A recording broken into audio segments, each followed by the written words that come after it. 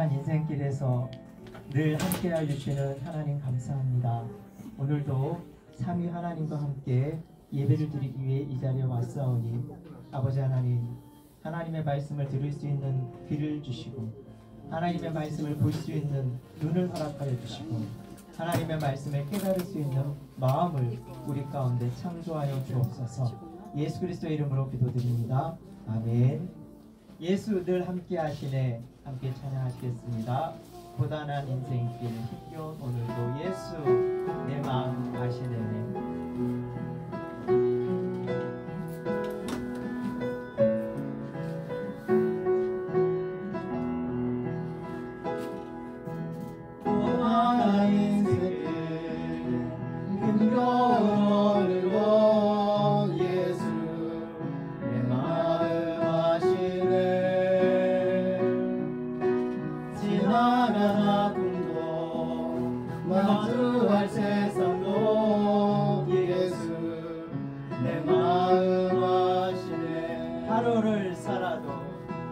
하루를 살아도 기쁨으로 가리 예수 늘 함께 하시네. 후회도 염려도 온전히 맡기리 예수 늘 함께 하시네. 믿음의 눈 들어 믿음의 눈 들어 주를 보리 이 또한 지나가리라. 주어진 내 삶의 시간 속에 주의 뜻 알게 하소서. 믿음의 눈 들어 주를 보리 이 또한 지나가리라. 주어진 내 삶의 시간 속에 주의 뜻 알게 하소서. 고단한 인생길 고단한 인생길 힘겨운 오늘도 예수 내 마음 아시네. 지나간 아픔도 마주할 세상도 예수 내 마음 아시네. 하루를 살아도 하루를 살아도 기쁨으로 가리 예수 늘 함께 하시네. 후회도 염려도 온전히 맡기리 예수 늘 함께 하시네. 믿음의 눈 들어 주를 보리 이 또한 지나가리라. 주어진 내 삶의 시간 속에 주의 뜻 알게 하소서. 믿음의 눈 들어 주를 보리 이 또한 지나가리라.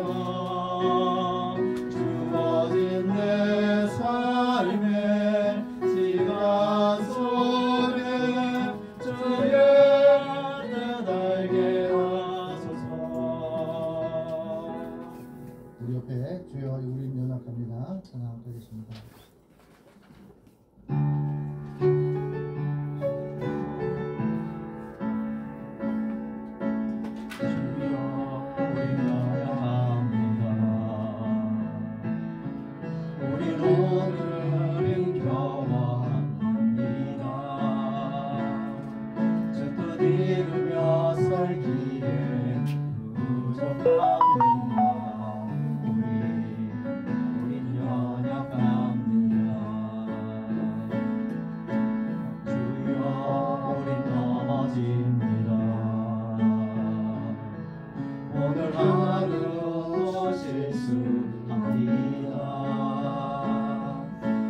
긍휼을 구하는 죄인입니다. 우리 주만 바라봅니다. 하나는 주님의 은혜 온 세상 위에 넘칩니다. 가릴 수 없는 주 영광 온 땅 위에 충만합니다. 주님만 이기오니 우린 그 길 따라갑니다. 그날에 우리를 지신 주는 완전합니다.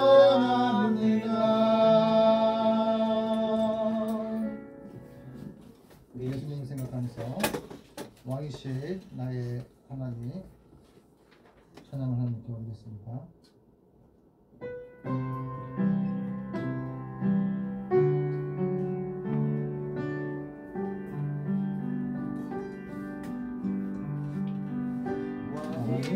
왕이신 나의 하나님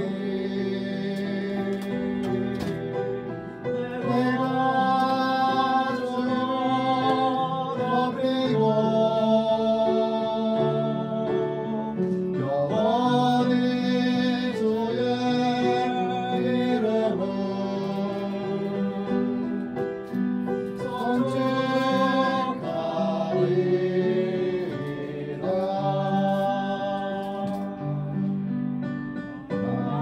하나님은 영이시니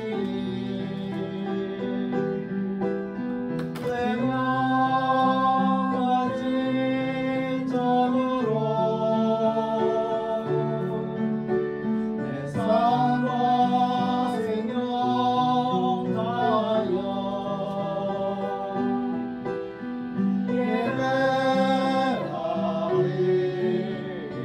예배하리이다. 하나님은 영이시니 신령과 진정으로 시험 같은 점으로 내 삶과 생명 다하여 예배하리이다.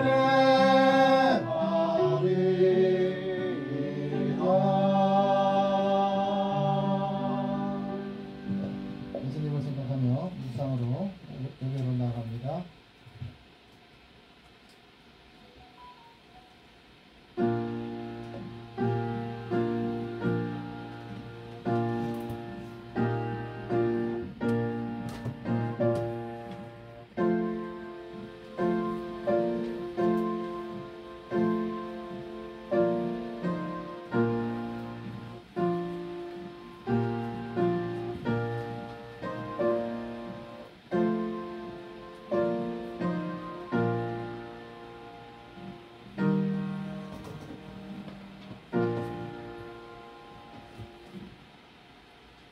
오직 나는 주의 풍성한 사랑을 힘입어 주의 집에 들어가 주님을 경외함으로써 성전을 향하여 예배하리이다.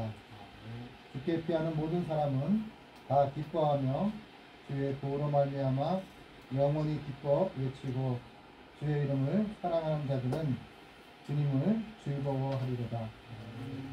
하나님 아버지 감사합니다. 한 주간도 보호하여 주시고 보존하여 주시고 하나님 앞에 나와서 은혜에 보답하는 예배를 드릴 수 있는 기회를 허락하여 주신 은혜에 감사를 드립니다. 서울단식교회를 살리겠다고 수고하고 애쓰는 믿음의 동역자들에게 하나님의 은혜와 평강을 주옵소서.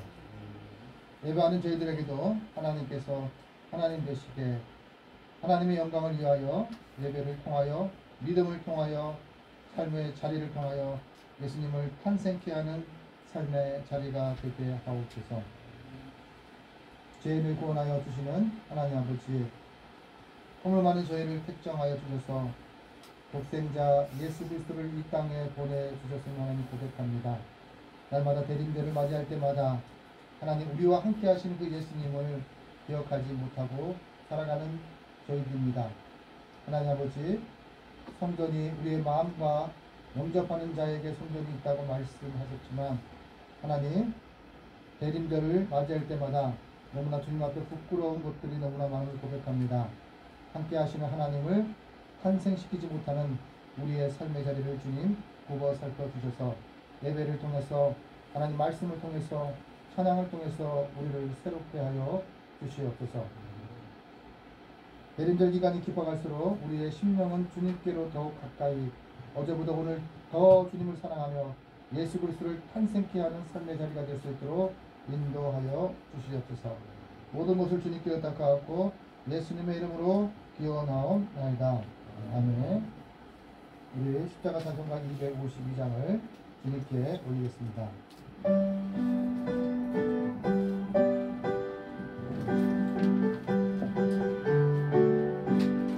나의 죄를 씻기는 예수의 피밖에 없네. 다시 정케하기도 예수의 피밖에 없네. 예수의 흘린 피 날 이게 하오니 귀하고 귀하다. 예수의 피밖에 없네. 나의 죄를 하기는 예수의 피밖에 없네. 사죄하는 증거도 예수의 피밖에 없네. 예수의 흘린 피 날 이게 하오니 귀하고 귀하다. 예수의 피밖에 없네. 나의 죄 속하기는 예수의 피밖에 없네. 나는 공로 없으니 예수의 피밖에 없네. 예수의 흘린 피 날 이게 하오니 귀하고 귀하다. 예수의 피밖에 없네. 영원함과 소망은 예수의 피밖에 없네. 나의 일은 이것뿐 예수의 피밖에 없네.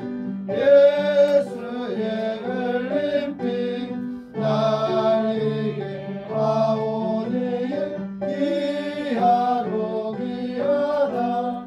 예수의 피밖에 없네. 영원토록 내 할 말 예수의 피밖에 없네. 나의 찬미 제목은 예수의 피밖에 없네. 예수의 흘린 피 날 이게 하오니 귀하고 귀하다. 예수의 피밖에 없네. 우리 대림절을 맞이하면서 성탄절을 맞이하면서 한 주간에 주님 앞에 부끄러웠던 죄들을 주님 앞에 고백하겠습니다.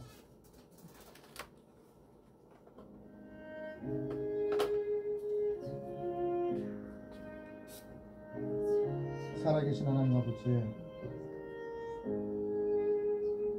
서울 장신교회에서 저희가 은혜를 구하기 전에 주님 앞에 참회의 회개를 올립니다. 지난 한 주간 동안 저희는 성령의 음성의 길을 막은 채 믿음 없는 행동, 믿음 없는 삶의 자리 속에서 언어를 통해서 상대방을 아프게 했음을 하나님 고백합니다. 주님이 나를 용서하신 것처럼 용서하라고 말씀하셨고, 주님이 나를 사랑하라고 사랑하신 것처럼 사랑하라 말씀하셨는데도 내가 용서하지 못했고 사랑하지 못했음을 하나님 고백합니다. 하나님, 우리의 믿음을 주님의 말씀 위에, 주님을 사랑하는 을 위하여 그 반석 위에 저희의 믿음을 실행합니다. 하나님 아버지, 실행해 할 수 있도록 우리의 삶을 고쳐주시고 바람 불결 같은 우리의 입에서 원망과 불평을 그치게 하여 주시옵소서. 나의 나던 곳이 하나님의 은혜였음을 잊지 않게 하옵소서. 만남과 만남을 주선하신 그분이 하나님이심을 잊지 않게 하옵소서. 내 마음속에, 내 생각에 불편하다 할지라도 주님을 바라보며 주님 때문에 용서하기를, 사랑하기를, 순종하기를 결단하는 저희가 되게 하여 주시옵소서. 마음의 중심에는 하나님의 섭리를 믿지 못한 채 의심의 물결이 쉬지 않고 우리 안에 일어남을 하나님 고백합니다. 불신의 벽들이 우리 안에 일어남을 하나님 고백합니다. 사랑하고 아껴줘야 할 이웃을 향해서는 시기와 분노하며 무관심하며 살았음을 하나님 고백합니다. 하나님의 나라를 위해 서야 할 육신의 모든 오감들을 자기의 기분, 자기의 존중을 위해서 사용했음을 하나님 고백합니다. 날마다 원망이 가득했던 입술에는 찬양이 돌아올 수 있도록 고쳐주시기를 간절히 소망합니다. 미움을 위해 상했던 육신은 주님의 뜻을 이루는 사랑의 병기로, 회개의 병기로, 화평의 병기로, 의의 병기로 회복시켜 주옵소서. 교회 되게 내 안에 성전이 있음을 기억하게 하여 주옵소서. 성전이 성전 되어질 수 있도록 인도하여 주시고 그 성전이 주님을 모시는 거룩한 곳임을 잊지 않게 하셔서 예수님을 예수님 되시게, 목사가 그리스도인 되게, 장로와 집사와 권사가 그리스도인 되게, 신학생이 그리스도인 되게 고쳐주시기를 간절히 원합니다. 아버지 하나님, 말씀에 순종하려고 하는 우리의 삶의 자리가 될 수 있도록 우리를 고쳐주시옵소서. 흐르는 주악에 맞추어 하나님과 나만이 아는 죄를 계속해서 하나님 앞에 자복하겠습니다. 하나님 아버지, 언제부터인가 하나님보다는 사람을 바라보며 살았던 하나님 고백합니다. 하나님께 기도하기보다는 나에게 주어진 환경 속에서 불평과 불명과 야속한 마음들만 들었던 시간들을 주님 앞에 구합니다. 하나님 아버지, 상처 준 자를 바라보는 것이 아니라 버림받은 상처를 주님 싸매시고 고쳐주시는 그 하나님을 바라볼 수 있도록 하나님 인도하여 주시옵소서. 예수님은 우리 가운데 계셨고 우리가 예수님이 세상의 빛과 소금이 되게 하신다고 말씀하셨던 것처럼 빛 가운데 계신 그 예수님을 우리가 탄생시킬 수 있도록 해주시옵소서. 서울장신교회가 빛의 통로가 되게 하여 주옵소서. 구원의 통로가 되게 하여 주시옵소서. 그리고 교회를 위해 목회자가 있음을 잊지 않고 살아갈 수 있도록 인도하여 주시옵소서. 하나님 머리 되신 그 교회를 잘 섬기고 성도들을 잘 섬길 수 있는, 사랑하며 살아갈 수 있는 저희가 될 수 있도록 하나님 인도하여 주시옵소서. 보일 때는 목사인 척, 그리스도인 척 했던 어리석은 것들을 고쳐주시고 무지 속에서도 아버지 하나님, 나의 행함을 통해서 상처받는 영혼들을 위로하여 주셔서 직분을 통해서 상처 줬던 모든 것들을 내 안에 담아두지 않게 하옵시고 주님 앞에 참의 길을 올릴 수 있는 자들이 될 수 있도록 인도하여 주시옵소서. 빛 가운데 행하면 주님이 우리 가운데 있다고 말씀하셨습니다. 하나님, 우리의 모든 미움을 깨끗게 하여 주시옵소서. 우리의 모든 증오를 깨끗게 하여 주시옵소서. 우리의 모든 다툼을 깨끗게 하여 주시옵소서. 우리의 불평과 우리의 미움과 이 모든 것들을 주님 보시기에 좋았다라고 칭찬할 수 있는 삶의 자리로 바꾸어 주시옵소서.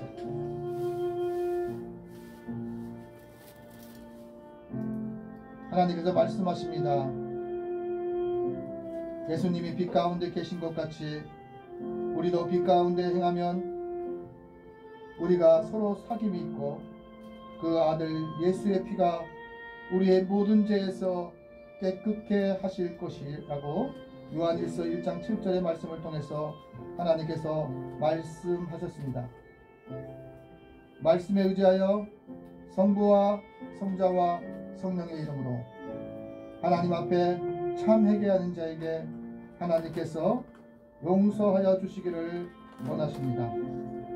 이제 주님이 가르쳐 주신 기도로 예수님처럼 살아가겠다는 결단을 고백하게 했습니다. 하늘에 계신 우리 아버지 이름을 거룩하게 하시며 아버지의 나라가 오게 하시며 아버지의 뜻이 하늘에서와 같이 땅에서도 이루어지게 하소서. 오늘 우리에게 일용할 양식을 주옵시고 우리가 우리에게 잘못한 사람을 용서하여 준 것 같이 우리의 죄를 용서하여 주시고 우리를 시험에 빠지지 않게 하시고 악에서 구하소서. 나라와 권능과 영광이 영원히 아버지의 것입니다. 아멘. 성시기도 119번입니다.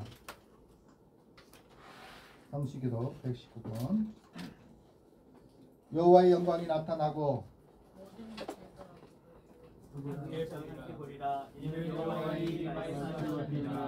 베들레헴 에브라다야, 너는 유다 족속 중에 작을지라도 이스라엘은 여자가 내게 올라올 것이라. 그의 근본은 사울의 영원에 있느니라. 이는 한 아기가 우리에게 낳고 한 아들을 우리에게 주신 바 되었는데 그의 위에는 용사점이 없고 그의 이름은 기묘자라 보사라 전능하신 하나님이라. 영존하시는 아버지시라 평강의 왕이라 할 것이니라. 그 조상은 평강의 왕이 무궁하며 또 다윗의 왕자와 그의 나라에 군림하여 그 나라를 굳게 세우고 지금으로 영원히 정의와 공의로 그것을 보존하실 것이라. 천사가 이르되 무서워하지 말라. 보라, 내가 온 백성에게 미칠 큰 기쁨의 좋은 소식을 너희에게 전하노라. 오늘 다윗의 종이 너희를 위하여 죽지 곧 그리스도 주시리라. 아멘. 우리 부활 찬송가 180장을 주님께 올리겠습니다.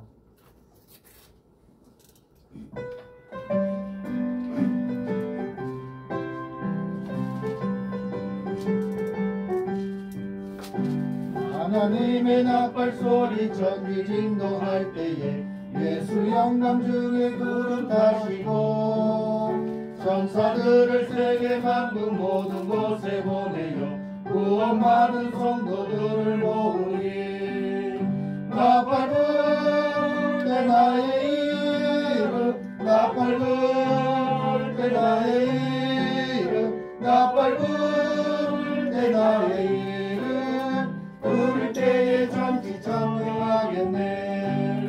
구름 속에 잠자는 자 그때 다시 일어나 영화로운 부활 승리 얻으리. 주가 택한 모든 성도들은 타고 올라가 공중에서 주의 얼굴 배우리. 나팔 불 때 나의 이름 나팔 불 때 나의 이름 나팔 불 때 나의 이름 부를 때에 잔치 참여하겠네.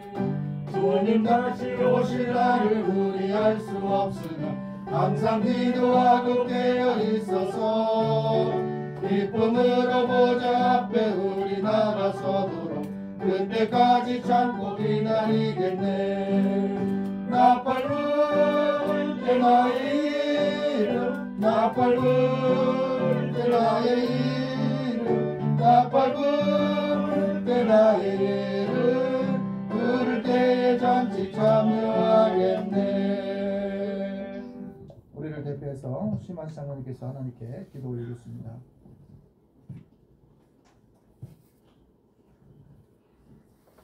나는 처음이요 나는 마지막이라 나 외에 다른 신이 없느니라 말씀하신 만군의 여호와 하나님 아버지, 2023년도 새해를 맞이할 때가 엊그제 같은데 벌써 한 해의 마지막 달을 맞이하게 하시고 예수님의 성탄을 기다리는 대림절기 첫 주일에 하나님 아버지 앞에 나와 예배를 드리게 하시니 감사합니다. 어둠과 절망의 땅, 전쟁이 끊이지 않는 지구촌 곳곳에 평화와 소망의 빛으로 오시는 예수님을 우리 서울 장신교회도 기다리며 온 마음과 정성을 다하여 예배를 드리오니 홀로 영광을 받으시고 크신 은혜를 내려 주옵소서. 긍휼이 많으신 하나님 아버지, 지나간 한 해를 뒤돌아보면 저희들은 연초에 주님 앞에서 주님과 교회, 가정과 이웃을 위해서 주의 자녀답게 열심을 다하여 섬기겠다고 다짐을 했었는데 어쩌다가 세월만 흘려보내고 열매 없는 모습으로 주님 앞에 왔습니다. 이 자리에 있는 저희들 용서해 주시고 새로운 마음으로 말씀에 순종하며 주님의 자녀답게 살아갈 수 있도록 붙들어 주옵소서. 위로와 소망으로 인도하여 주신 하나님 아버지, 이 땅 가운데 우리를 서울 장신교회로 불러주셔서 주님 안에서 한 형제 되게 하시고 하나님을 섬기며 그리스도의 사랑을 나누게 하시니 감사합니다. 우리가 서로가 믿음을 지키며 그리스도의 사랑으로 모든 영혼들을 품고 상한 영혼을 어루만질 때에 잘하였도다 착하고 충성된 종아라고 칭찬받는 종이 될 수 있도록 성령께서 함께하여 주옵소서. 우리 성도 중에는 예배당에 나와 하나님 아버지께 온전히 예배를 드리고 싶지만 육신의 연약함으로 인하여 주님 앞에 나오지 못하는 성도들이 있습니다. 이들의 아픔과 모든 병고를 주님께서 치유하여 주시고 회복시켜 주시사 이곳에 나와서 함께 예배 드릴 수 있도록 기적의 역사가 일어나게 하여 주옵소서. 다가오는 12월 12일 날에는 서울 장신교회 자립기금을 모으고자 바자회와 음악회를 열려고 합니다. 협력하여 선을 이루는 손길들 위해 주님의 신령한 복으로 채워주시고 준비하고 마칠 때까지 주님의 영광만을 나타내는 행사가 되게 하여 주옵소서. 오늘도 귀한 사자를 통하여 생명의 말씀을 주시니 감사합니다. 오늘 주시는 말씀으로 하나님을 만나고 성령님의 도우심으로 고달프고 지친 마음과 병든 몸을 치유받고 하나님께 영광 돌릴 수 있는 귀한 시간이 되게 하여 주옵소서. 하나님을 기쁘시게 하는 미랄 찬양대와 여러모로 교회를 섬기는 성도들 위해 주님의 은총을 더하여 주옵소서. 언제나 우리에게 믿음과 소망과 사랑을 풍성하게 베푸시는 우리 주 예수 그리스도 이름으로 기도드리옵나이다. 아멘.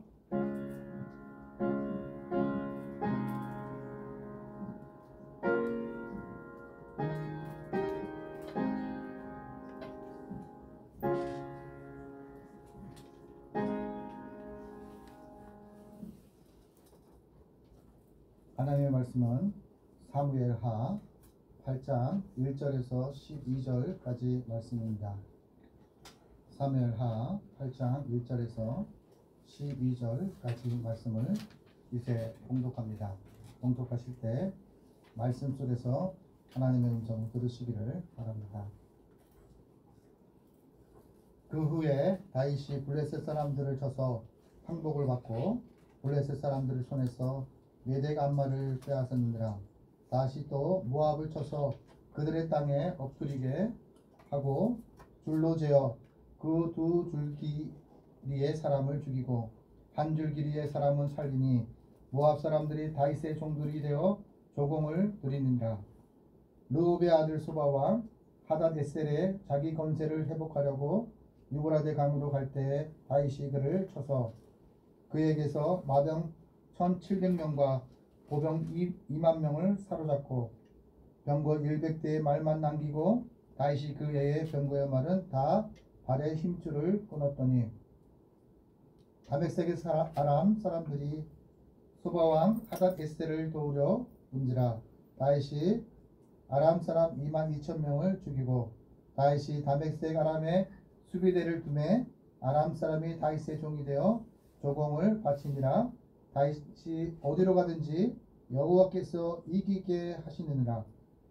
다윗이 하다데셀의 신복들이 가진 금 방패를 빼앗아 예루살렘으로 가져오고 또 다윗의 왕이 하다데셀의 고을 베다와 베르데에서 매우 많은 옷을 빼앗느니라.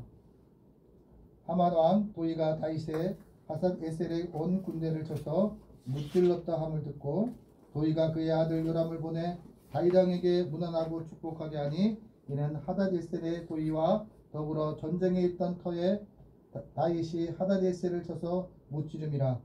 요람이 은그릇과 금그릇과 녹그릇을 가지고 온지라. 다윗의 왕이 그것도 여호와께 드리되 그가 정복한 모든 나라에서 얻은 은금 곧 아람과 모압과 암몬 자손과 블레셋 사람과 아멜렉에서 얻은 것들과 수아 왕 루홉의 아들 하다데셀에게서 노력한 것을 같이 드리니라. 아멘. 이 시간 미랄 찬양대에서 위에 계신 나의 친구라는 제목으로 하나님 앞에 찬양을 올리겠습니다.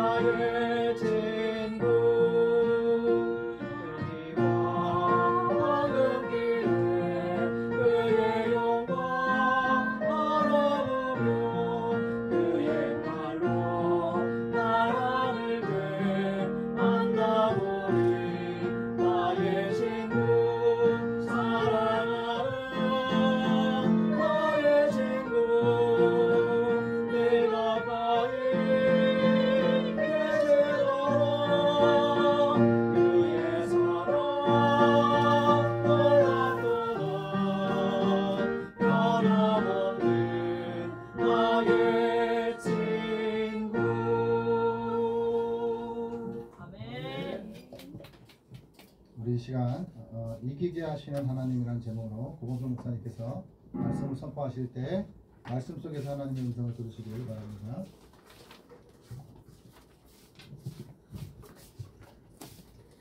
대림절이 시작되었습니다. 우리 주님께서 우리를 위해 죽으시러 오시려 오셨습니다. 그 은혜의 시간들 너무나도 당연해져서 우리가 또 겨울이 오는구나 정도로 생각하지는 않은지 한번 반성해 봅니다. 이 대림절 정말 그 절기 이름처럼 예수님께서 이 땅에 오심을 기억하고 그것들을 기다릴 수 있는 우리 모두 되었으면 좋겠습니다. 잠시 기도하고 하나님 말씀 듣도록 하겠습니다. 하나님 감사합니다. 대림절이 시작되는 이 계절 가운데 저희들이 스스로의 마음을 다시금 되돌아봅니다. 힘들고 어려운 인생의 짐들이 물론 있지만 그러나 하나님께서 나의 아버지시오 나를 구원하시기 위해 우리 주님 보내주셨으며 우리 주님께서 그 십자가 보혈로 한 사람 한 사람을 구해주셨음을 저희가 기억합니다.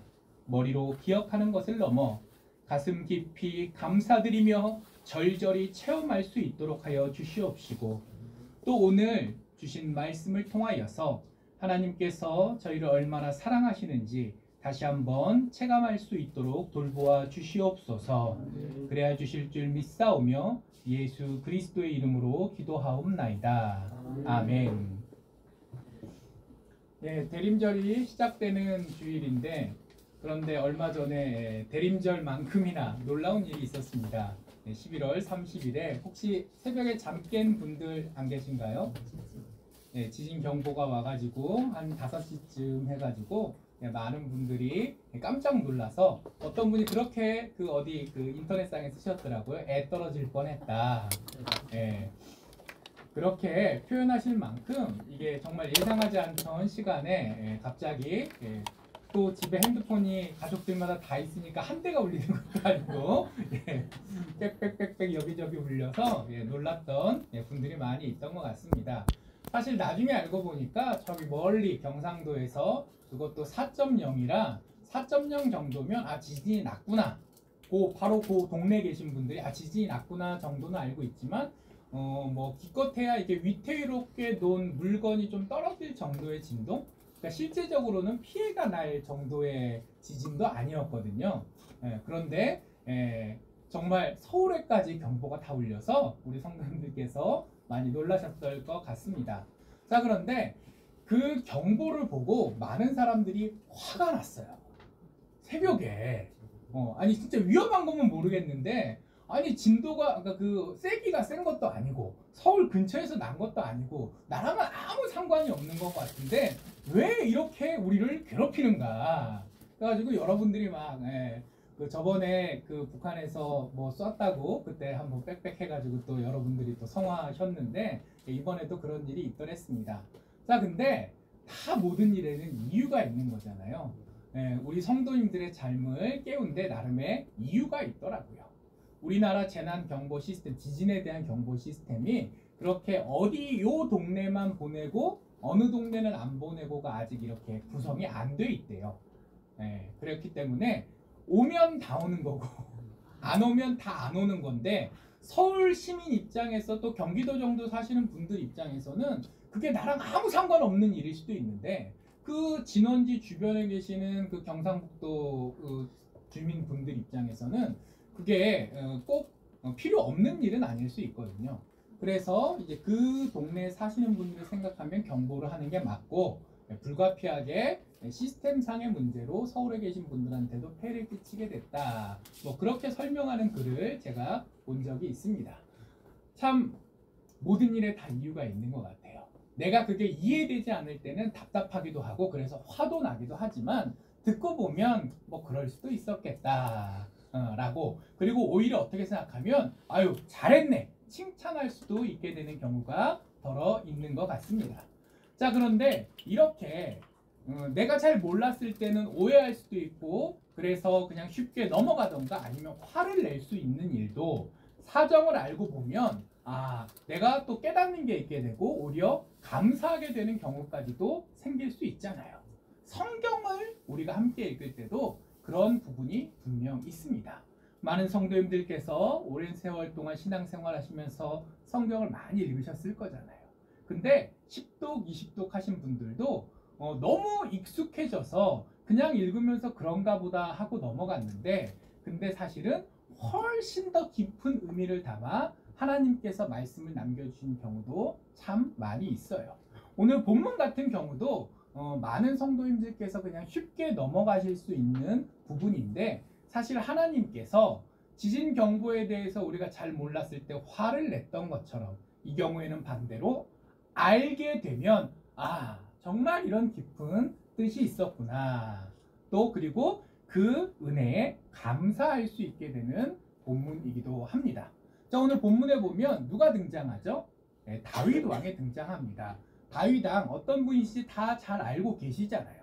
그리고 이 다윗이 군대를 이끌고 전쟁에 나가서 전쟁을 이겼다.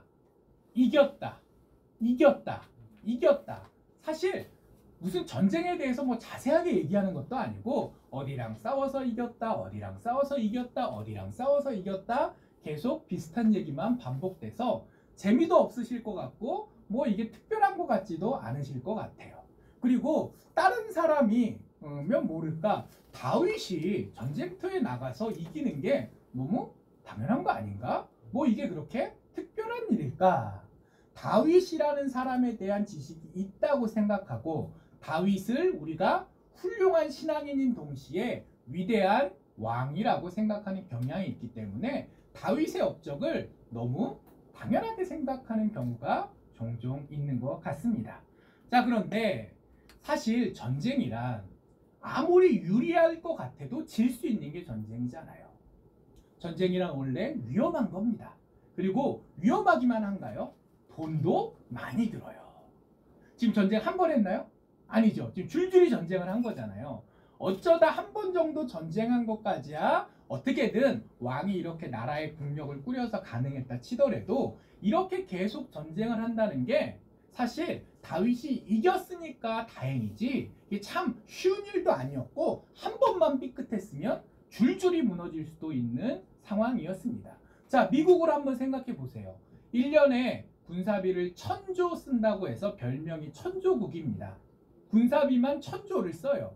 요새 조금 줄어가지고 뭐 900 몇십, 900 몇 80조 막 이렇게 쓰는 것 같은데 대충 1000조쯤 쓰고 있거든요. 근데 그 미국도 전쟁하는 걸 무서워해요. 왜? 질까봐 보다는 돈이 많이 들까봐. 그래서 지금 우크라이나랑 러시아의 전쟁하는 거 도와주는 것만 해도 허덕허덕 하는데 지금 중동에서 사고가 터지니까 지금 미국 정부가 곤혹스러워하고 있습니다. 대한민국 국민이 보면 미국 정도 되면 그냥 다 가서 때려줄 수 있을 것 같은데 현실은 전혀 그렇지가 않아요. 전쟁이란 원래 그런 겁니다. 자, 그리고 변수도 너무나도 많아요. 이길 줄 알았는데 칠 수 있는 게 전쟁이잖아요. 삼국지에 보면 위나라가 적벽으로 쳐들어왔을 때 적벽대전 때 다 진 걸 바람이 갑자기 바뀌어서 유비랑 손권 연합군이 이겨서 역사가 바뀌는 장면이 나옵니다. 자, 그리고 꼭 삼국지뿐만 아니라 요즘 뭐 고려 거란 전쟁인가 하는 드라마도 하는 것 같은데 그 귀주 대첩 때도 원래 강감찬이랑 이 소배합이라는 장수가 이끈 거란군이 한번 붙었거든요. 그래서 강감찬이 먼저 이겼어요. 그리고 정상적인 상황이면 진 쪽에서는 부대를 추스려야 되잖아요. 그래가지고 한 번 이기고 난 다음에는 이긴 쪽이 계속 싸우자고 달려들면 달려들었지 진 쪽이 먼저 싸우자고는 잘 안 하거든요. 상식적인 장수면. 근데 이 소배합이라는 장수가 무슨 생각을 했는지 그냥 배를 째버립니다. 기병만 추려서 냅다 개성으로 달려버려요. 강감찬 장군이 사실 뒤통수를 제대로 맞았고 그때 현종이라는 사람이 왕이었는데 이 사람이 왕 되자마자 그 전에도 전쟁이 있었는데 그때 한번 도망간 경험이 있거든요. 나주까지 피난 갔던 경험이 있는데 이게 치욕스럽기도 했고 조선시대에 선조가 도망갈 때는 그래도 백성들이 왕이라고 잘 모셨는데 고려시대는 조금 문화가 달랐대요. 그래서 왕이고 뭐 다 필요 없어요. 내 동네 오면 내가 왕이지 저 개성의 왕은 왕 취급을 안 했다는 거예요. 오죽하면 왕건이 그렇게 결혼을 해댔겠어요. 왜? 왕권이 그만큼 약하니까. 지방 호족들이랑 이렇게 혈연관계라도 맺어놔야 겨우 그 나라를 지탱할 것 같으니까 그렇게 했던 거거든요. 아무튼 나라 사정이 그랬기 때문에 나주까지 도망가는 동안 정말 왕으로서는 차마 견딜 수 없는 엄청난 모욕을 당한 경이 있거든요. 그러니까 이 왕이 나 도망도 못 간다. 한 번 가서 그렇게 고생하고 그렇게 자존심 상하고 억울했는데 내가 또 갈 수는 없겠다 해가지고 그냥 이 왕도 배를 잽니다. 정상적인 상황이면 당연히 군대 다 모아가지고 전방으로 내보냈는데 그 군대는 아직 지금으로 따지면 평안 북도에 있는데 얘네가 말 타고 그냥 개성까지 쳐 내려왔으니까 개성을 지키는 군대가 몇백 명 정도 왕실 친위밖에 안 남거든요. 도망가는 게 당연한데 오히려 성문 밖을 나가서 싸웁니다. 자, 그러니까 이 소비압이란 장군이 당연히 개성에는 아무 군대도 없을 줄 알고 미친 듯이 쳐 내려왔는데 강감찬 장군도 그걸 예상 못해서 나라가 멸망할 위기가 됐고 반면에 현종이라는 왕도 보통 장군이 생각할 수 없는 행동을 했기 때문에 이 소비압이라는 장군이 그만 겁을 먹고 군대를 돌려요. 그리고 그 돌아가는 군대 뒤통수를 딱 때려서 이긴 게 우리가 역사책에서 배웠던 귀주대첩입니다. 자, 상식적으로 돌아가는 데가 아니에요. 나도 미친 짓을 할 수 있는 데가 전쟁터고 나만 그런 게 아니라 상대방도 얼토당토하는 짓을 할 수 있는 데가 전쟁터입니다.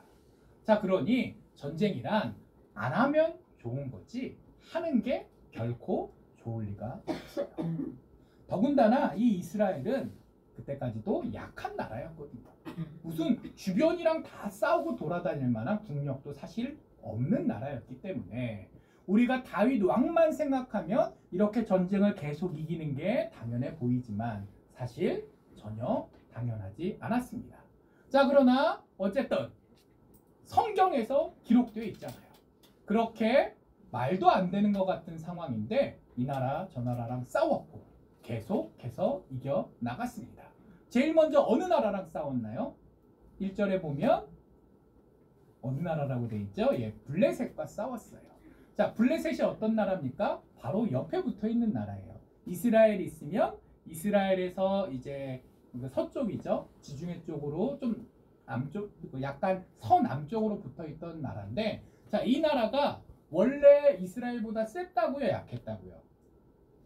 예전에 말씀드린 적이 있는데 이 나라가 영토 크기나 인구 숫자는 작았을지 몰라도 기술 선진국이었어요. 얘네는 무기가 금속 무기고 이스라엘은 돌도끼, 돌창 쓰던 시절이었다니까요. 얼마 전에 요나단 시절 말씀을 잠깐 전하면서 얘기했는데 그 요나단 시절이랑 이 전쟁이 벌어진 시절이랑 몇 년이나 차이 날 것 같아요. 얼마 차이 안 납니다. 그때 이스라엘 군대의 무기 수준이라는 게 그 모양이었으면 그 사이에 뭔가 완전히 뒤바뀔 수가 없어요. 여전히 블레셋 군대가 더 잘 무장돼 있고 블레셋이란 동네가 비교적 평지거든요. 교통이 좋기 때문에 군대를 서로 한 군데 큰 군대를 모으기도 쉬워요. 이스라엘은 산동네예요. 집합하면 모이는데 한 세월 걸리거든요. 그러니까 총 군인의 숫자가 많아도 실제로 전쟁터에서 붙을 때는 블레셋군이 군대가 많은 게 보통이었어요. 자, 그러니 이기는 게 당연합니까? 지는 게 당연합니까? 블레셋과 싸웠던 역사가 사사시대부터 내려오잖아요. 다 알고 계시잖아요. 삼손 때도 그랬고 엘리 제사장 때도 그랬고 사무엘 때도 그랬고 사울왕 때도 그렇고 맨날 치고받고 했잖아요. 10번 싸우면 몇 번쯤 이겼을 것 같아요? 한 번 정도 이겼을까 말까 합니다. 그래서 블레셋과 싸워서 이긴 기록은 성경에 남아요. 하나님 감사합니다. 우리 힘으로 도무지 이길 수 없는 나라였는데 어쨌든 이겼잖아요. 하나님께서 도와주셔서 이긴 겁니다 하고 잔치를 벌이고 하나님께 예배를 드렸다니까요. 그래서 에벤에셀, 많이 들어보신 단어죠. 그 에벤에셀이 도움의 돌이라는 뜻을 가지고 있는데 하나님께서 블레셋과 이스라엘 싸울 때 사무엘 시대에 이거 다 진 건데 여기까지 우리가 이겨서 쳐 내려가게 해주셨다라고 해서 그곳에다가 돌로 이제 기념비 같은 거죠. 하나 세우고 그곳에서 잔치를 벌이고 하나님께 감사 예배를 드렸어. 그런 일이 있던 거예요. 자, 이기는 게 당연하면 잔치를 하나요? 감사를 하나요? 물론 그래야겠지만 사람 심리가 그렇지 않잖아요. 지는 줄 알았는데 이기니까 감사하는 거예요. 지는 게 당연한 전쟁입니다. 그리고 결국 사울왕이 어떻게 죽었죠? 바로 이 블레셋 군대랑 싸우다 죽었잖아요. 한 나라의 왕이 전쟁터에 나가는 것도 사실 그 나라가 지금 지고 있다는 증거인데 하다못해 전쟁이 질 때 지더라도 왕은 어떡하죠? 전하, 저희들이 길을 막게 싸우니 몸을 피하소서. 이게 정상 아닌가요? 왕은 일단 살려서 보내려고 노력하지 않나요? 근데 전쟁터에서 죽었어요. 그 얘기는 뭐죠? 부하들이 왕을 빼고 싶어서 노력했겠지만 그것도 할 수 없을 정도의 국력차라는 거죠. 그럼 왕은 죽을 수 있다 쳐도 왕자 셋이 줄줄이 같은 전쟁에서 죽네요. 같이 나가는 것도 정상은 안 하지만 왕자 한 명조차도 뒤로 빼지 못했다. 그게 냉정한 블레셋과 이스라엘의 실력 차이예요. 사울왕 시절 하나님께서 도와주시지 않았기 때문에 인간 대 인간의 능력으로 붙었고, 그러니 그런 결과가 나왔던 거죠. 자, 그게 블레셋입니다. 그러니 당연히 블레셋이 공격을 해왔겠어요? 이스라엘이 공격을 갔겠어요? 지난 수십 년, 100년 넘는 역사 속에 주로 두들겨 맞았습니다. 싸워서 이길 자신이 있어야 싸움을 거는 거잖아요. 항상 블레셋이 공격하는 입장이었고, 이스라엘이 블레셋을 공격한다라는 것은 적어도 기록상에는 없어요. 항상 수비전만 했어야 돼요. 근데 역사상 처음으로 수비가 아니라 공격을 하러 갑니다. 그것도 이겨서 메덱 암마라는 도시를 빼앗았다라고 이야기합니다. 수비만 성공해도 감사할 판인데 공격을 가서 이기기까지 했으니 이게 얼마나 대단한 일이에요. 성경에 한 절 간단히 나오지만 그 실제의 내막을 살펴보면 이게 결코 한 절로 쉽게 생각하고 넘어갈 부분이 아니에요. 그리고 메덱 암마가 어떤 도시냐, 어디 국경에 있는 작은 도시냐, 그러면 뭐 이기는 게 대단한 거긴 하지만 뭐 그 정도는 그럴 수도 있잖아요.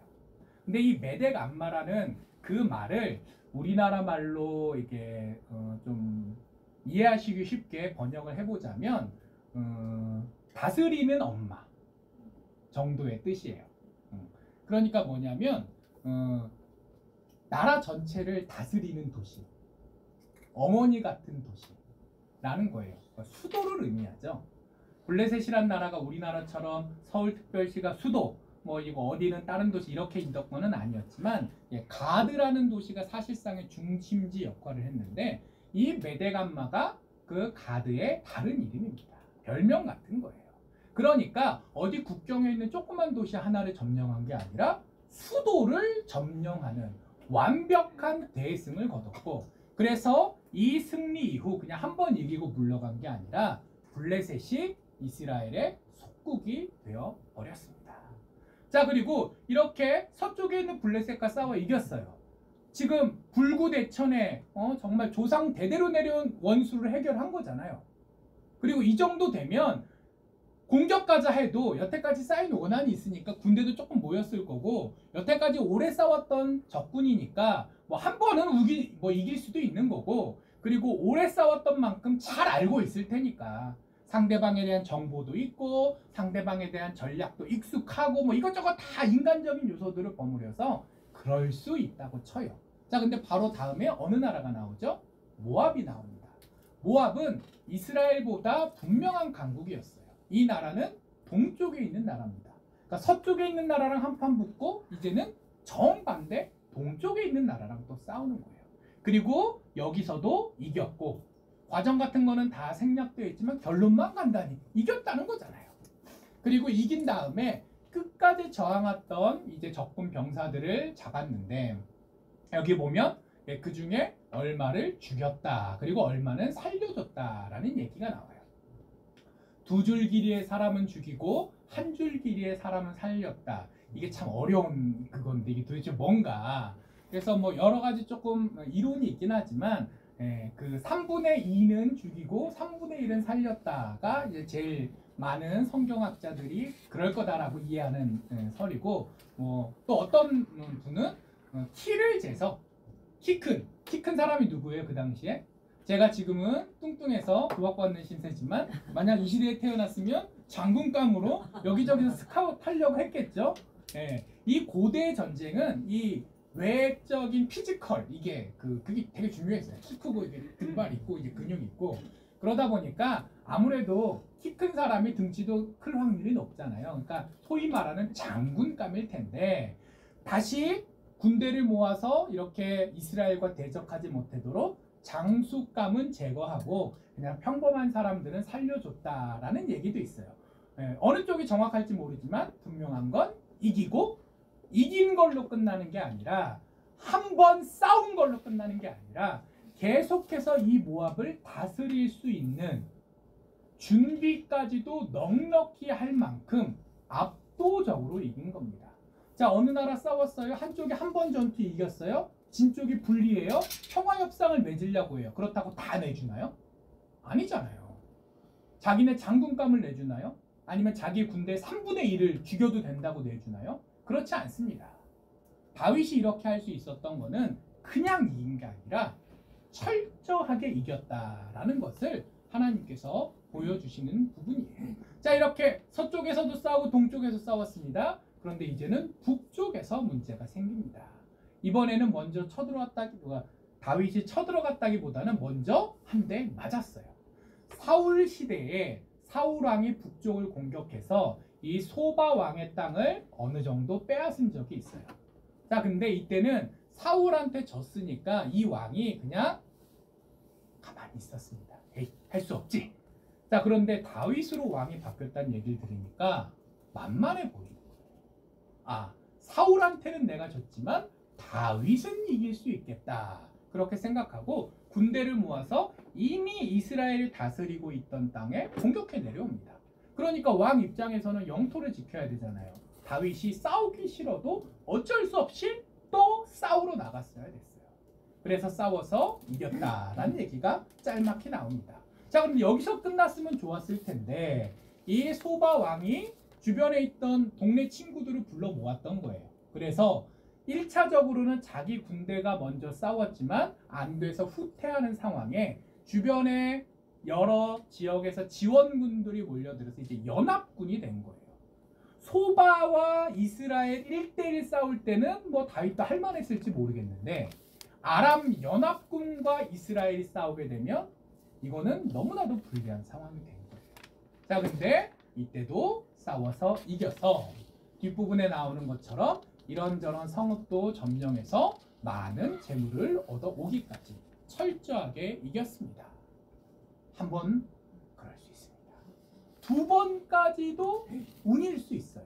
근데 세 번, 네 번 이기기 어려운 전쟁을 계속 이긴다라는 건 그거는 사람의 능력, 노력 혹은 사람의 재수가 아니라 하나님의 분명한 개입이 있으셨다라는 걸 보여주는 거죠. 그래서 하나님께서 이 전쟁이 따다다닥 붙어있던 거는 아니거든요. 조금 그래도 이게 몇 년씩 이렇게 시간차는 있던 거거든요. 이걸 굳이 8장 앞부분에 이렇게 몰아서 1, 2, 3, 4 다 배치해 놓으신 것은 그만큼 하나님께서 다윗 왕을 특별히 아껴주셨고 그래서 이스라엘이 강해서가 아니라 생각해 보세요. 사울 때도 약소국이어서 두들겨 맞던 게 이스라엘이에요. 그런데 사울 왕이 곱게 다윗한테 왕에 넘겨줬습니까? 아니에요. 내전을 했잖아요. 사울이 더 강해서 다윗을 쥐잡듯이 잡으려고 쫓아다녔지만 어쨌든 간에 둘이 치고받고 싸웠던 세월이 한참이잖아요. 그리고 사울이 죽고 나서도 바로 다윗이 왕이 되는 게 아니에요. 7년 동안 사울의 아들이 북쪽 지방의 왕이 되고 유다 지파 하나만 겨우 다윗이 왕이 돼서 7년 넘게 남북국으로 우리나라 지금 남북한 갈라져 있는 것처럼 갈라져서 치고받고 싸웠어요. 사울이 왕일 때 100의 국력이 있었다면 지금 10년 정도는 내전을 한 이 상황에서 국력이 늘었겠습니까? 줄었겠습니까? 당연히 줄었죠. 있던 것도 얼마 안 되는 것도 갈라서 서로 쓰느라고 다 써버린 상황입니다. 당연히 사울이 왕일 때의 이스라엘보다 다윗이 왕이 된 지금의 이스라엘이 적어도 왕이 된 지 얼마 안 된 기준으로는 훨씬 더 약한 나라였어요. 그러나 국력이 아니라 하나님께서는 다윗을 보시고 이스라엘이 이기게 해주셨고 그래서 결국은 동쪽, 서쪽, 북쪽 남쪽은 사막이라 딱히 나라가 없잖아요. 그래서 그 주변 지역을 다 점령하고 하나님께서 원래 출애굽할 때 이스라엘 백성들에게 이만큼 땅을 주겠다라고 약속하셨던 그 땅을 이때 겨우 다 차지할 수 있게 되었습니다. 자, 그리고 이게 하나님께서 성경을 기록해 놓으실 때 여러 사람들이 수고해서 그렇게 되었다라고 쓰지 않으셨어요. 여기 다윗이 계속 나오잖아요. 근데 이게 단수입니다. 그러니까 이스라엘 군대가 싸워 이긴 게 아니라 다윗이 이겼다고 계속 쓰고 있어요. 이게 우리나라 말은 단수, 복수 이런 거 구분 잘 안 하잖아요. 근데 이게 다른 나라 말은 그게 되게 중요한 경우가 많이 있거든요. 이게 다윗과 신하들, 다윗의 군대들, 이스라엘 백성들 이게 아니라 다윗. 사실 혼자서 싸워서 이긴 건 아니잖아요. 역사적 사실로 따지면. 그러나 하나님께서는 다윗이 이겼다라고 써주셨습니다. 개인에게는 영광이겠지만 좀 더 깊은 신앙적 의미를 들여보면 다른 인간적인 요소 때문이 아니라 다윗이라는 한 사람 때문에 하나님께서 이렇게 인간적으로는 불가능해 보일 일을 하나님께서 친히 역사하사 이루어 주셨다라는 거죠. 자, 그리고 다윗 스스로도 그 부분을 인정해요. 오늘 본문 6절에 보면 다윗이 어디로 가든지 여호와께서 이기게 하시니라. 자, 이 고백을 누가 했을 것 같아요? 네, 다윗이 오늘 본문뿐만이 아니라 그 7장에 나오는 그 기도의 내용부터 그 뒷부분에 있는 모든 성경의 부분들 내내 다윗은 늘 인정합니다. 내가 잘나서 내가 열심히 해서 왕이 되고 이렇게 큰 부강한 나라를 만든 게 아니라 하나님께서 목동에 불과한 나를 선택하시고 어여삐 보사 사용하여 주셔서 왕도 되게 하시고, 왕도 왕 나름이잖아요. 약소국의 왕은 왕 안 하는 것만 못해요. 오히려 나라를 대표해서 굴욕과 치욕을 맛봐야 되잖아요. 인조가 능양군이던 시절 병자호란이 났으면 그 청나라 황제 앞에서 9번 머리를 박았어야겠어요? 아니죠. 광해군이 박았겠죠. 근데 왕이 되고 얼마 안 돼서 병자호란이 터지니까 광해군은 저기 멀리 유배가 있고 자기가 머리를 박아야 되잖아요. 약소국의 왕은 왕이 돼서 오히려 서글픈 법이거든요. 근데 하나님께서는 다윗을 그저 왕으로만 불러주신 게 아니라 제대로 된 나라의 왕으로까지 키워주셨습니다. 자, 그럼 하나님께서는 왜 이렇게까지 하셨을까요?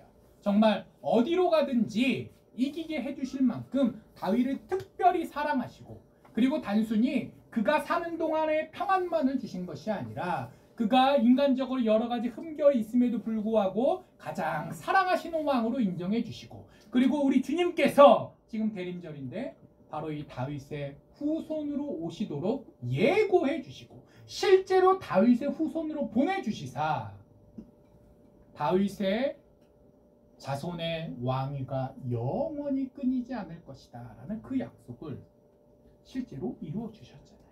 왜 하나님께서는 이렇게 다윗을 어여삐 봐주실까요?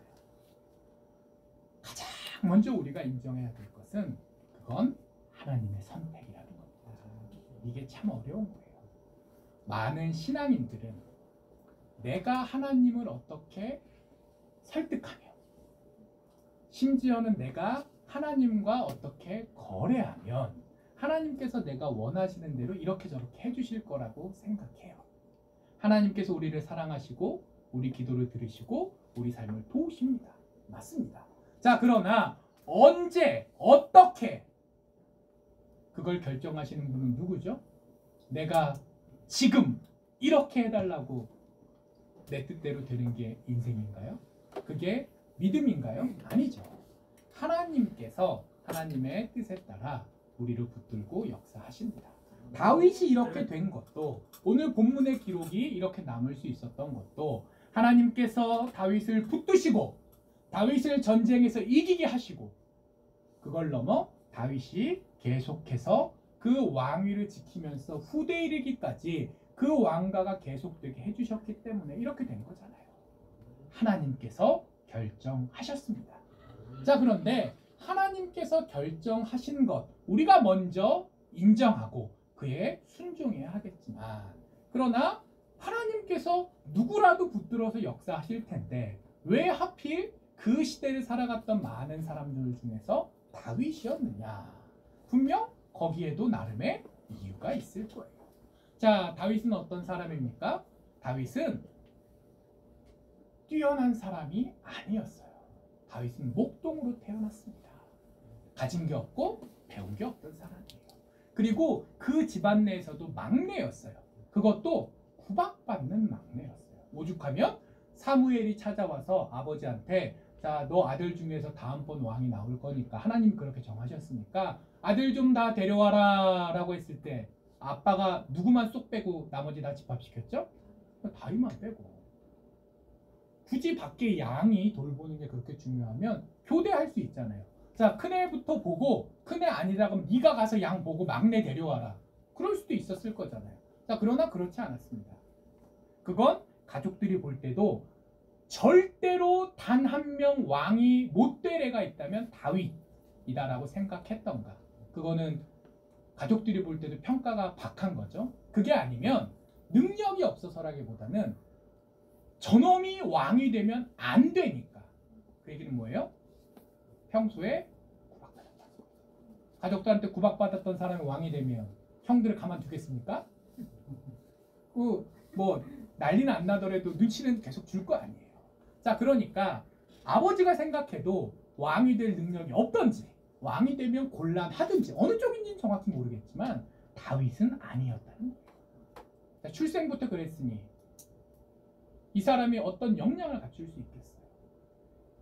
그런데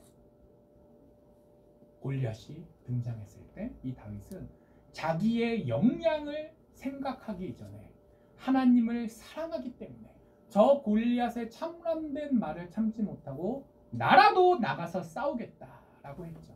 죽을 각오로 한 겁니다. 하나님을 위해서 내가 기꺼이 죽겠다. 옛날에 1대1로 싸우자라는 얘기는요, 자, 싸워서 이기고 지기보다 더 무서운 게 뭐냐면요, 싸우러 안 나가는 거예요.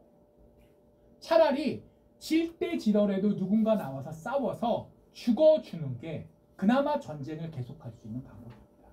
근데 이스라엘 군대에서는, 자, 사울왕도 나름 백전노장이에요. 이 사람도 전쟁하면 이긴 적 많거든요. 능력 있는 장군이에요. 그걸 몰랐을까요? 근데 아무도 내 목숨 바쳐서 하나님을 위해, 나라를 위해, 왕을 위해 헌신하겠다는 사람이 한 명도 없는 거예요. 근데 도시락 배달하러 왔던, 나이도 어려서 아직 군대 징집도 안 될 이 다윗이 나라도 하겠다. 그리고 그때 사울왕조차도 기특하게 여겨서 그럼 내 무기라도 줄게 했던 장면 다 기억하시잖아요. 자, 다윗은 하나님을 믿고 그 하나님을 위해 자기 목숨을 걸 수 있는 헌신하는 사람이었습니다. 자, 그리고 사울왕이 자기를 잡아 죽이려고 돌아다닐 때 사울을 죽일 기회가 다윗한테 있었나요, 없었나요? 있었잖아요. 근데 안 죽입니다. 옆에서 부하들이 난리가 났어요. 왜? 부하들도 같이 고생하고 있잖아요. 다윗이 사울을 죽이고 다윗이 정권을 잡아야 고생하고 있는 나도 보답을 받는 거잖아요. 그러니 옆에서 부하들이 다윗 때문에 미칠 것 같았을 거예요. 이 양반이 왜 이러나. 근데 다윗은 나도 이 생활이 힘들고 사울에 대한 원한도 깊지만 그래도 하나님께서 저 양반을 기름 부어 왕으로 세우셨는데 내가 아무리 인간적으로 밉다고 해도 어찌 내가 손을 대겠느냐 해서 사울을 그냥 살려 보내줍니다. 자, 다윗은 뭐가 먼저인 거예요? 내 이득? 내 감정? 아니에요. 하나님의 선택. 다윗은 자기가 이득이 되던 손해가 되던 자기가 납득이 되던 이해가 되지 않던 하나님의 선택을 인정하고 그리고 거기에 순종하는 사람이었어요. 자, 그리고 그 가운데 하나님께 끊임없이 기도하며 구하는 사람이었죠. 하나님께서, 자, 다윗이 오늘 왕이 돼서 전쟁에 이기기 전부터 다윗이 이뻤겠어요? 안 이뻤겠어요? 이쁘셨겠어요? 안 이쁘셨겠어요? 그러니까 애초에 왕이 됐겠죠. 왕이 돼야 군대를 이끌고 전쟁을 하든지 말든지 할 겁니다. 다윗이 왕이 된 데는 그럴 만한 의미가 있습니다. 자, 그런데 왕이 돼서 잘 먹고 잘 살게 되면 보통 사람이 딴 생각을 하게 됩니다. 어려울 때 그렇게 기도하던 사람이 어려울 때 오히려 헌금생활, 봉사생활, 주일성수, 정말 신앙인으로서 내가 할 수 있는 게 무엇일지를 고민하면서 다 잘 감당하시던 분이 오히려 편안해지면 나태해지는 경우 주변에서 많이 보셨잖아요. 자, 근데 다윗은 그렇지 않았습니다. 나중에 더 가서 밧세바 때부터 살짝 그때 잠깐 삐딱선을 타긴 했지만 왕이 되고 나서 이 모든 전쟁들을 수행하는 동안에는 다윗이 그렇지 않았어요. 자, 블레셋과 싸운다는 게 어떤 겁니까? 싸우면 이길까요? 질까요? 인간적으로 두 판을 두드리면 손해예요. 질 확률이 높습니다. 자, 다윗은 어떤 의미에서 초대왕이죠. 사울이 초대왕이었기 때문에 자기 권력이 불안해서 무리수를 많이 던졌잖아요. 다윗이라고 입장이 달랐을까요? 이스라엘이란 나라로 보면 2대 왕이지만 다윗 왕가로 보면 1대 왕이에요. 똑같아요. 자기가 왕자로 태어나지 않았고 내가 왕이 되는 걸 사람들이 당연하게 생각하지 않고 여전히 이스라엘은 지파별로 산산이 흩어져 있고 기술도 생산력도 후진 나라예요. 당연히 왕권이 강할 리가 없죠. 왕권이 약한데 전쟁까지 해서 졌다. 어떻게 될 것 같습니까? 블레셋군한테 죽지 않아도 쫓겨납니다. 블레셋과 전쟁을 한다는 건 그냥 전쟁 한 번 했네가 아니라 다윗 입장에서는 자기 목숨을 건 시도인 거예요. 근데 왜 했죠? 왜 했죠? 안 하는 게 지혜로운 것 같은데 왜 했을까요? 하나님께서 나를 왕으로 세워주셨고 왕이란 자리를 애초에 하나님께서 사울에게 주셨던 이유가 이스라엘 백성들이 주변 이민족들로부터 핍박받고 박해받고 있기에 그들이 울부짖어 왕이라도 주셔서 이 어려움을 어떻게 좀 해주세요라고 울부짖었기 때문에 하나님께서 마음에 썩 내키진 않으셨지만 그래도 그들의 간구를 듣고 왕을 애초에 만들어 주신 거잖아요. 다윗은 자기의 개인의 이득이 아니라 하나님께서 내게 주신 소명을 먼저 생각했습니다. 그랬기 때문에 질 가능성이 높은 전쟁을 기꺼이 나갔던 거예요. 자, 그리고 또 어떻습니까? 가나안 땅에 처음 들어왔을 때 하나님께서 이만한 땅을 정해 주셨어요. 자, 그 땅을 정복하라라고 얘기하셨습니다. 그래서 여호수아가 열심을 내서 40년을 전쟁했어요. 40년 광야 생활만 힘든 게 아니라 이제 광야 생활 끝나고 가나안 땅 들어와서 좀 잘 사나 했더니 또 40년을 온 동네를 돌아다니면서 전쟁을 했어야 됐습니다. 근데 그때도 한 80% 정도는 차지했지만 하나님께서 점령하라고 명령하신 땅을 다 점령하지 못했어요. 자, 그러니 다윗이 왕이 됐을 때 나 개인은 둘째치고 우리 민족이 하나님의 백성인데 하나님께서 그 백성에게 명령하신 바를 제대로 지키고 있나요? 우상 숭배와 같은 신앙적인 문제도 그렇지만 주신 땅조차도 제대로 차지하지 못하고 아니 능력이 없어서 지금 못한 거는 뭐 그럴 수도 있는데 차지하려는 노력조차도 하지 않습니다. 자, 근데 다윗은 전쟁을 좋아해서가 아니라 전쟁하면 이길 것 같아서가 아니라 내가 왜 왕으로 세워졌는지 그래서 왕으로서 내가 할 일이 무엇인지 그 소명을 생각했기에 블레셋만이 아니라 그 하나님께서 약속하셨던 그 땅을 점령하기 위한 노력을 한 거죠. 그리고 6절까지는 이런 내용이 주로 나오는데 7절부터 끝절까지 보면 그렇게 해서 나라가 어느 정도 정비되고 그러니 주변에서 싸우는 게 아니라 우리 친하게 지냅시다 라고 해가지고 외교 사절도 보내고 사실상 조공을 먼저 보내고 전쟁하기도 전에 그렇게 주변이 정리된 걸로 끝나는 게 아니라 다윗이 그때 얻었던 전리품들을 하나님께 드렸다라고 되어 있습니다. 그리고 그 전리품들이 어떻게 나중에 쓰였을까요? 예루살렘 성전을 건축할 때 대부분 사용했어요. 자, 무엇입니까? 다윗은 내가 할 일을 다 했다고 해서 하나님 저 시키신 일 다 했으니까 이 정도면 수고했죠? 자, 이제 제 살 길 찾겠습니다. 그런 게 아니라 나를 세워주신 하나님의 은혜 내가 이기게 하신 하나님의 은혜. 그래서 내가 맡은 소명을 달성하게 해주신 하나님의 은혜를 기억하면서 감사드린 거예요. 전쟁하느라고 얼마나 고생했을까. 이거 다 자기가 직접 군대 이끌고 나간 거예요. 왕이 왕성해서 편하게 전쟁 나가 이겨 한 게 아니라 자기가 직접 싸운 거예요. 자, 왕궁에 있는 게 편합니까? 아무리 왕이지만 전쟁터에 나가서 천막 치고 자는 게 편합니까? 어느 게 인간적으로 하고 싶은 일이겠어요? 그런데 다윗은 그걸 다 했음에도 불구하고 칭찬받겠다. 하나님 저한테 더 큰 상을 주십시오. 제가 그만큼 하지 않았습니까? 하지 않고 오히려 하나님께 드리는 마음까지 가지고 있었던 거예요. 그리고 마지막으로 병거를 끄는 말에 힘줄을 끊었다라는 얘기가 나옵니다. 이게 가장 결정적인 거예요. 자, 전쟁을 하다 보면 이기면 뭔가를 얻는 게 있습니다.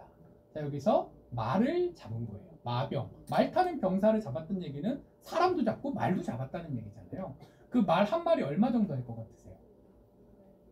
말마다 천양지차겠지만 그 경주마로 뛸 수 있는 정도의 좋은 말은 최하가 1억부터 시작한다고 들었습니다. 그것도 벌써 10년 전에 들은 말이니까 지금은 더 비쌀지도 모르겠어요. 자, 근데 전쟁터에서 쓰는 말은 보통 말인과 달리 고르고 고른 말을 전쟁터에 보통 전마로 씁니다. 그러니까 경주마랑 전마랑 꼭 1대1로 비교할 수는 없겠지만 둘 다 그 나름대로는 좋은 말을 썼다라고 생각하면 똑같이 1억부터 계산하면 마병 1700명의 전마. 말 몇 마리일 것 같으세요? 이게 성경의 난제입니다. 몇 마리인지 정확히 모르겠어요. 자, 그래서 학자들마다 1700마리부터 한 7000마리까지 잡습니다. 이 마병이 기마병인지 전차병인지에 따라서도 머릿수가 달라지고 전차가 2인 전차인가 4인 전차인가에 따라 달라지고 하여튼 이런저런 그 복잡한 사정들이 있어서 마병 1700만으로는 정확히 말이 몇 마리인지 모르겠어요. 그래서 대충 추산하면 1700에서 7000까지 정도. 자, 그러면은 1억이니까 말이당 얼마예요? 1700억에서 7000억. 대충 어림잡아 3, 4천억 정도예요. 자, 근데 말의 다리의 힘줄 아킬레스건을 끊으면 그 말은 무슨 신세가 되죠? 전마로 못 쓰는 게 문제가 아니라 아무것도 할 수 없습니다. 말고기 신세밖에 안 돼요. 자, 이 얘기는 현대적인 관점에 보면 왕이 힘들게 전쟁을 이겼는데 3천억, 4천억을 그냥 시궁창에 쳐넣은 거예요. 그리고 이 말을 병기로 썼으면 그 전차라는 게 그때 탱크거든요. 탱크가 갑자기 몇백 대, 몇천 대가 늘어난다고 생각해보세요. 국방력이 얼마나 늘겠어요. 다음 전쟁할 때 병사들 입장에서는 얼마나 힘이 되겠어요. 근데 왕이 그걸 다 못 쓰게 만들어 버렸어요. 주변에 있는 병사들, 장군들 기분이 어땠을까요? 이 양반이 왜 이러나? 화가 나지 않았을까요? 다윗은 단순히 말 몇 마리를 포기한 게 아니에요. 자기를 지지해주는, 그래서 거꾸로 자기가 눈치를 볼 수밖에 없는 장군들과 군인들과 이스라엘 모든 백성들의 여론을 등지고서라도 난 이걸 해야겠다라고 강요한 거예요. 왜? 하나님께서 출애굽할 때 그렇게 얘기하셨거든요. 애굽 왕이 그 말, 그리고 말이 끄는 전차를 그 인간의 군사력을 의지해서 온갖 짓을 했는데, 자, 너희가 봐라. 애굽이 강대국인데 하나님이 세냐 애굽의 군대가 세냐. 그 홍해에서 그 병거 다 수몰한 게 상징적인 의미에서 그렇게 하신 거거든요. 그냥 탈출시키시려면 얼마든지 다른 방법이 있었을 거죠. 너희는 사람의 힘, 인간의 능력을 의지하지 말고 하나님만 오로지 의지해라. 그래서 그 차원에서 말을 의지하지 말라라는 명령을 하셨더래요. 그래서 실제로 여호수아도 말을 잡았을 때 똑같이 힘줄을 끊었어요. 하나님께서 명령하셨으니 나는 듣겠다. 그게 욕을 먹는 짓이어도, 그게 분명한 손해여도, 이유를 나도 혹시 잘 이해가 안 갈 수도 있지만 어찌됐든 하나님께서 명령하셨습니다. 자, 근데 다윗도 그리합니다. 여호수아는 그래도 권력이 강한 지도자였어요. 다윗은 아직 그만한 권력도 없는 위태한 상황이었습니다. 그러나 더 어려운 상황에서도 또 시간도 한참 흘렸잖아요. 여호수아는 하나님께서 그 명령을 주실 때 그걸 직접 들었던 사람이고 다윗은 아니잖아요. 시간이 지금 몇백 년이 지났는데. 그러나 다윗은 그 명령을 기억했고 손해를 불구하고 들었습니다. 그래서 하나님께서 그 다윗의 그 정성, 하나님의 뜻 때문이라면 내 모든 것도 포기할 수 있는 그 결단, 그걸 높이 사셔서 굳이 그냥 전쟁을 이겼다로 끝내신 게 아니라 그 말 힘줄 자른 얘기를 이렇게 어떻게 생각하면은 다른 거 전쟁 하나보다 이 부분이 더 길어요. 이렇게 넣어주신 거예요. 자, 이 말씀을 듣고 우리가 생각할 수 있었으면 좋겠습니다. 우리의 인생, 다윗이 처했던 것처럼 이스라엘이 처했던 것처럼 힘들고 어려울 때 있습니다. 물론 있습니다. 그리고 내가 노력해도 어떻게 안 될 때가 분명히 있습니다. 하지만 하나님을 의지하고 하나님께 순종할 때 하나님께서 역사하시면 그 모든 어려움들을 우리가 이겨낼 수 있습니다. 이 시대를 살아가는 우리들에게도 동일하게 주시는 말씀입니다. 우리가 세상을 바라보며 낙심할 필요가 없습니다. 하나님께서 우리의 소망이 되주십니다. 나의 능력과 노력 혹은 사람의 무엇을 의지하며 안달복달할 필요도 없습니다. 하나님께서 역사하시면 이겨낼 수 있습니다. 그리고 우리가 그렇게 온전히 하나님을 의지하며 의뢰할 때 하나님께서 우리를 기뻐하시고 우리 삶에 친히 역사하여 주실 것입니다. 그러한 소망과 믿음과 확신을 품고 나아가는 모두 되기를 주님 이름으로 간절히 축복합니다. 기도하겠습니다. 하나님 감사합니다. 어려운 삶도 많지만 그러나 어디를 가든지 하나님께서 역사하시면 이길 수 있음을 들었습니다. 다윗에게 주셨던 은혜 저희들 모두에게도 주시옵시고 그리고 저희들이 다윗이 그려왔던 것처럼 하나님을 바로 알고 바로 믿고 하나님께 순종할 수 있는 넉넉한 믿음까지도 부어 주시옵소서. 감사드립니다. 이 모든 말씀 예수님 이름으로 기도합니다. 아멘.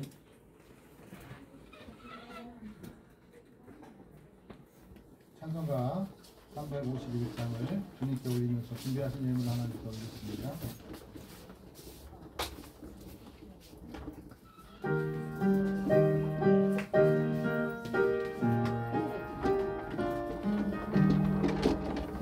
믿는 사람들은 주의 군사니 앞서가신 주를 따라갑시다. 우리 대장 예수 길을 들고서 적절하신 곳에 가신 것 보라. 믿는 사람들은 주의 군사니 앞서가신 주를 따라갑시다. 세상 모든 절망하기나 예수를 감사하리라. 말이 간세감이 맺지 못함은 주가 모든 교회 지키시리라. 믿는 사람들은 주의 군사니 앞서가신 주를 따라갑시다. 아멘. 네, 우리 제가 기도하겠습니다. 하나님 아버지 감사합니다. 주님께 예물 드릴 수 있는 환경과 상황을 허락해 주시고 마음도 행동도 주님께 드립니다. 이루어지는 손길들 삶의 자리를 주님 받아주시고 주님 때문에 기쁨이 주님 때문에 감사가 가득한 인생 될 수 있도록 하나님께서 돌보아 주시고 하나님을 탄생되어지는 것을 우리가 맛볼 수 있도록 하나님 인도하여 주시옵소서. 모든 것을 주님께 여탁하고 예수님의 이름으로 축복하며 기도 올리옵나이다. 아멘. 우리 서울장신교회 소식은 우리 주보를 참조해 주시고 주보를 꼭 보셔야 돼요. 주보에 나와 있는 것들을 보시고 우선 제가 여기 중요한 것만 말씀드릴게요. 오늘 대림절 첫 번째 줄로 하나님께 예배를 올려드렸습니다. 12월 12일 날 차량 운행을 합니다. 근데 1차가 오전 9시고 오후 6시 전 장신교회 앞에 신설동에서 출발 예정인데요. 차량을 이용하실 분은 반드시 미리 연락을 주셔야지 차고가 없습니다. 오전 9시에 출발을 하실 분이 있을 때 출발을 하는 거기 때문에 미리 연락을 꼭 주시길 바랍니다. 이 음악캠의 바자에는 서울 장신교회 성도들이 부추기를 합니다. 우리 홍보와 참여하는 것에 최선을 다하시길 바랍니다. 그리고 전도 일정인데요. 12월 12일 날 음악회 바자회가 끝난 이후에 그주 목요일 날 9개 작은 교회 연합전도 동강전도대 전도가 목요일 날 이곳에서 지난달과 같이 진행이 됩니다. 이상입니다. 네, 우리 오병수에 나오셔서 축도하시는 예배를 마치도록 하겠습니다.